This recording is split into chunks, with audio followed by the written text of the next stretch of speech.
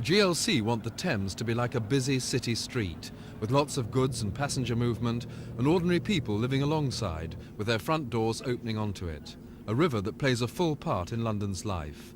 Instead, they say the river's masters, the Port of London Authority and the Docklands Development Corporation, who control the rich treasure of empty riverside acres in the East End, are turning the Thames into a playpen for the rich by allowing luxury developments only.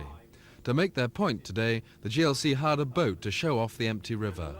We think this riverside could be used by Londoners, for jobs, for leisure, for industry, for a whole range of housing, which will actually meet the needs of Londoners. And if it's not, then it'll be lost very rapidly to the increasing amount of speculators who are moving in along the riverside. You can assume the position which the PLA assumed, which is basically to say, well, the market rules and nothing's going to happen.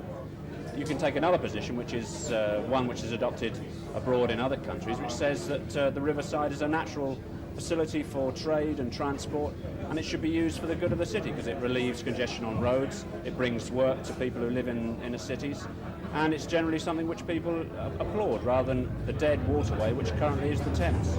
Is there much less for the riverside to develop in the way you want? There's an enormous amount of riverside still to be developed. Unfortunately, a lot of it's in the hands of private developers now. But even so, we believe that with the GLC and with concerned employers and with the Docklands boroughs, we can make some sense out of the remaining sites on the riverside and can put to the old EDC and the government that the plans that they have are not in the interest of Londoners. The GLC are now pressing the Docklands Development Corporation to use the river for transport and its banks for ordinary housing. They say the Thames is a priceless liquid asset. Simon Neve, Thames News.